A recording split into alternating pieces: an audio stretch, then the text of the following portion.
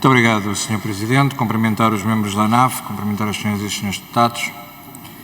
No início dos anos 80, quando o Hermano José dizia "eu é que sou o Presidente da Junta", ele sabia do que estava a falar, porque apesar de ser uma rábula, basicamente o que queria transparecer com isso era o facto de ser a primeira pessoa a quem os cidadãos se dirigem e aquele que tinha o poder na localidade. Ao longo destes anos, a transferência de competências para feita a delegação de competência através da Lei 50/2018, que hoje já falámos por aqui diversas vezes, que no nosso entendimento transformou as câmaras municipais em tarefeiros do Estado, no nosso entendimento tem, e sem menosprezo pelos autarcas de freguesia, por quem tem grande apreço e consideração, considero, no entanto, que a legislação feita nesta Casa tem tornado os presidentes de junta como moços de recados do Governo, porque em última instância vão delegando para as competências para as câmaras municipais e depois delegam para as juntas de freguesia, que são quem dá a cara à população, acabam por ser o reflexo desta perda de oportunidade que se fez de uma reforma administrativa séria que poderia ter sido feito com a Lei 50 de 2018.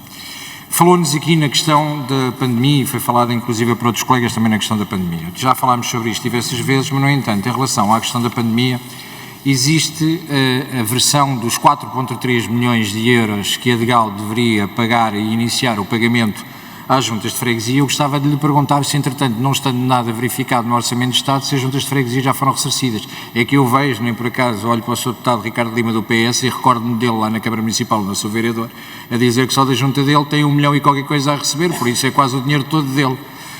E aquilo que me incomoda aqui é o facto das juntas de freguesia ainda não terem sido ressarcidas ou ainda não estar feito a despesa consagrada no Orçamento de Estado. Esta descentralização foi sempre feita com um princípio de igualdade. Eu disse isto à Associação Nacional de Municípios. A Associação Nacional de Municípios, no entanto, que achou que este orçamento era fantástico e maravilhoso. E não com um princípio de equidade, e tratamos as juntas de freguesia todas como se fossem elas por si só iguais, quando sabemos que existem juntas de freguesia no interior do país, que se calhar para existir uma lista para constituir o executivo da junta é preciso andar porta a porta para ver quem é que quer lá ficar e quem é que é residente de facto na freguesia.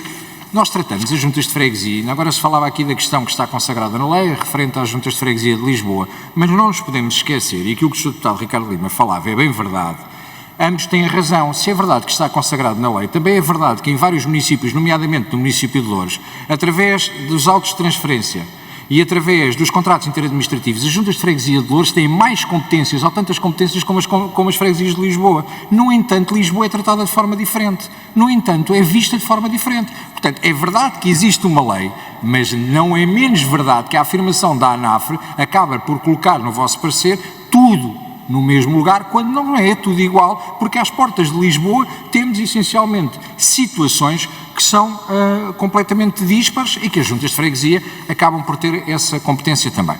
Depois falou-nos de uma questão que eu acho interessantíssima, porque o Governo e a bancada do Partido Socialista, na defesa deste Orçamento de Estado, tenta ocultar, mas ele está claro no artigo 20º e no artigo 26º, que é a questão do PREFPAP e é a questão dos precários da administração pública que continuam a existir em juntas de freguesia, mas que já desde o tempo de Alexandre Leitão, há agora a deputada que dizia que o assunto estava completamente resolvido, não está nada. E um dos problemas que não está absolutamente nada é precisamente nas juntas de freguesia. Portanto, de uma vez por todas, quando dizem que não há precários no Estado e que o PREFPAP está ali só para enfeitar, não está. E tanto que o Governo colocou no artigo 20º e no artigo 26º a situação do PREFPAP. Há uma questão que gostava de vos colocar. Por inerência de funções, todos os presidentes de junta são deputados municipais. O que nos leva a fazer uma pergunta que é clara. Já vos passou certamente pela frente dezenas ou centenas, para terminar, dezenas ou centenas de pedidos de financiamentos e de autorizações para novos empréstimos nas câmaras municipais. As câmaras municipais, hoje em dia, com a taxa de endividamento que têm, para suprir as necessidades das tarefas que foram delegadas pelo Estado e que colocam como funções delegadas para as juntas de freguesia, estão ou não estão cada vez mais endividadas, porque como as juntas de freguesia não têm capacidade de endividamento, têm que ser as câmaras municipais a endividar-se porque não têm recurso do orçamento municipal para que vossas excelências possam executar as tarefas, ou neste caso, desculpem a expressão, ser moços de recados do Governo. Obrigado. Muito obrigado, Sr. Presidente. Sr. Presidente da ANAF, existem situações que eu gostava de ver esclarecidas que não foram respondidas na primeira ronda.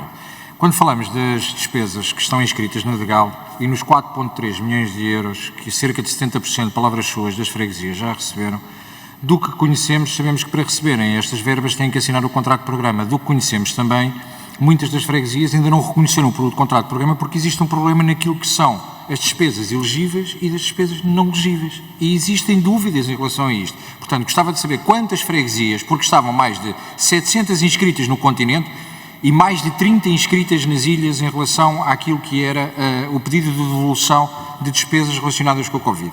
E essa é a pergunta, é simples, é saber quantos não estão ainda com o contrato de programa. Depois, gostava de lhe perguntar em relação à delegação de competências, agora com a descentralização da ação social, como é que as juntas de freguesia veem esta descentralização de competências, tendo em consideração, por exemplo, no caso da pandemia, que foram as juntas de freguesia que substituíram ao Estado e que substituíram ao poder local, nomeadamente às câmaras municipais, a fazer a ação social. Como é que vem esta descentralização de competências? Porque olhamos para as IPSS e percebemos que não existem verbas suficientes para manter as IPSS com as competências que neste momento têm. Depois, quando falamos de diversas juntas de freguesia, lá está o problema outra vez da igualdade e da equidade.